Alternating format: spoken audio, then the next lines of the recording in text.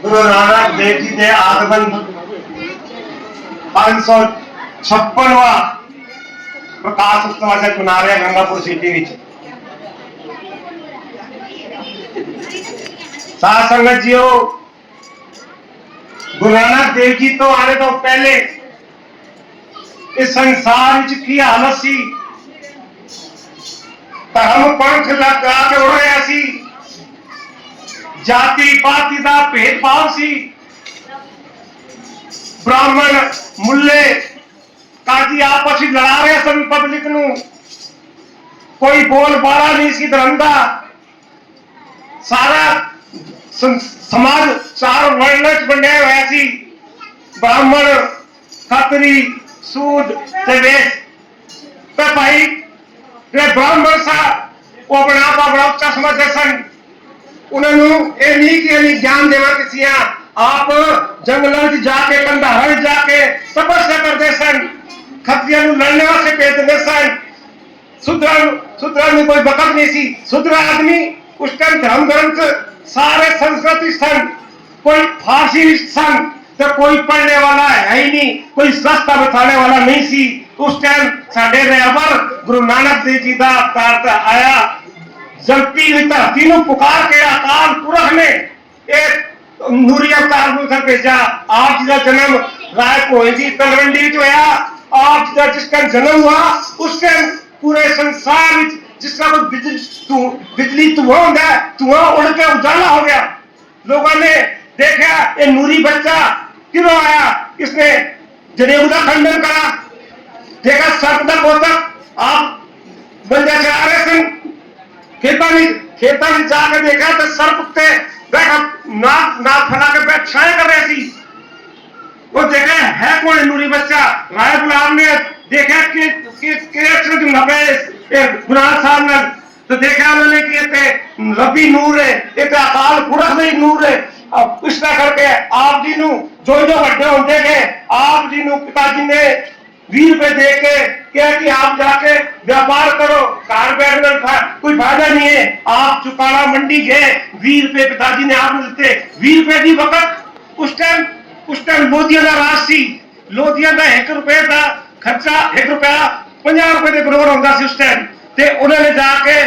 उन्होंने कहा बस यह सामान लेनी जो दुगना तिगना सामान तेरा हो जाए। इस तरह करके गए, देखा आगे साधु बैठे सन भुखे पहाड़े। उन्होंने अरदास करी कि कोई नूरी बंदा आ रहा सी, इसनों अरदास करी कि असी 2-4 दिन तो भुखे बैठे थे, असानू खाना पीना नहीं मिलता पाया, ते असी के करे नहीं रहा जैसी। ते गुरु नानक देव जी ने अपने हाथी वो 20 रुपए का रसद लिया और उन्हें भुखे पहाड़े साधुओं नू खिलाया। और 20 रुपए का लंगर वो पूरी कायनात जो तक रहेगी, जब तक गुरु का लंगर चलता रहेगा इसी तरह से, और जो चल रहे हैं आजकल। सतगुरु जी हो, वाहिगुरु जी हो, वाहिगुरु का नाम ये जो नाम है असि सोचने करी वाहिगुरु वाहिगुरु वाहिगुरु क्यों कहने। साथ संगत जी हो, वाहिगुरु का नाम एक अचरज नाम है। आप जितनी बार जपोगे उतना फायदा होगा। ये जीव जी है ना, ये कभी नहीं साफ नहीं हो सकती। कोलगेट कर लो, चाहते दार लगा लो, कुछ नहीं होएगी। जब तक वाहिगुरु का सिमरन नहीं करोगे ये जीव साफ नहीं होएगी। इस तरह करके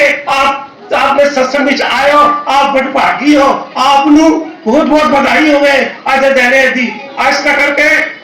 आप जी ने कहा है अपने पिताजी ने कहा कि मेरे को 20 रुपए में थे वो बन गया। उन्होंने पिताजी ने कहा थे गलत हो गया। फिर उन्होंने क्या कराया, आप जी ने अपने जीजा जयराम जी ने कहा घर पे देता कहो सुल्तानपुर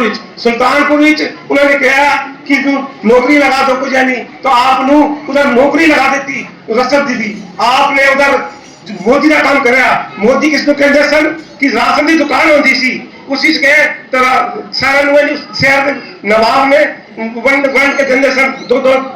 10 किलो 5 किलो करके यानी कि उस तरह आप जी ने वो कोर्ट कार संभाली कि आपने अपने अनिल भगत अनिल साथी मर्दाना बुला के उन्होंने कहा कि तू ना इसका कुछ पढ़ा लिखा है कि नहीं। तो मर्दाना ने कहा मैं हाँ 1-2 क्लास पढ़ा ले आवा। उन्हें कहा तो तू इसका तू कर ली दे और मैं तराजू तोलना रसद तोलना में। उन्होंने कहा इसका किस्सा होता है मालिक आप हो। उन्होंने कहा गुरु नानक जी ने कहा नहीं मालिक मैं नहीं है, कल लेके आया लोग अगे अगे जो टाइम आएगा उसी ये नहीं कहेगा कि मर्दाने नौकर लाया मर्दाने भाई का खिताब दिता उस टाइम तो आप नहीं दे आपने रसद तोड़ना चालू करया 1 2 3 4 वो कहे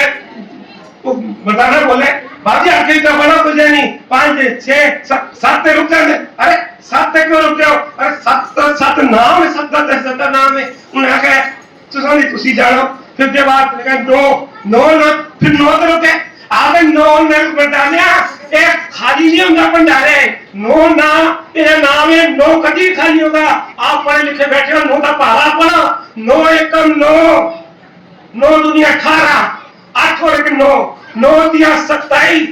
7 ते 2 इस तरह करके 9 9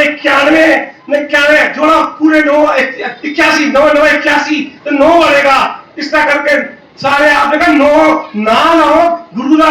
अकाल पुरख का नाम लो कभी टोटा नहीं आएगा और 13 आपने कहा चलो 9 हो गया चलो फिर क्या हुआ 12 फिर अगर 13 तेरे के वो आगे कर डालिया हो रुक जा और 13 के बाद मुझे नहीं आया 13 तुझको सोच के क्या मान लागे मेरा इस तरह करके आप जी ने मोदी खाने सभी नौकरी करी उधर मेरे लोग भाग बने गया कि एक मस्ताना आ गया एक मस्ताना आ गया ये 13 करके सारा बढ़ता है खाली हो जाती है सारा रसद खाना खाली हो जाएगा उन्हें आगे रसद खाना के साथ खाली होगा मर्दाना रुक जा तू उन शिकायत पहुंची उसको जवाब पर शिकायत पहुंची कि साहब उसे सारा वन है उन्हें आकर हिसाब लगाया पहले तो दुगना माल निकला अंदर उन्हें आकर नहीं अरे बेईमानी और एक काम नहीं कर रहा हूँ उसने उन्होंने छोड़ का उसी पीरियड उस पीरियड में आपको बेई नदी बहती सुल्तानपुर काली बेई नदी उसी आप स्नान करने जाते लोग उधर इकट्ठे करते आप मर्दाना कहते हैं मर्दाना रवाब से पानी आई तो आप स्वागत अपने शब्द कीर्तन करते सर एक दिन क्यों यार मर्दाना नाम बैठा सी गुरनाम देव जी नाम बैठे सर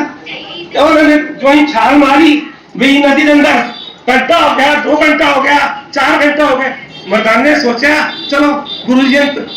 वैसे समाधि बैठ का उसने किधर टाइम लग रहा है नहीं देखा वो तो शामी तक बैठा रहा उसे जाके पहन नानकी ने कहा कि बहन जी आपने ते डालते अपनी बलंदा डुल के उन्हें आख्या चलिया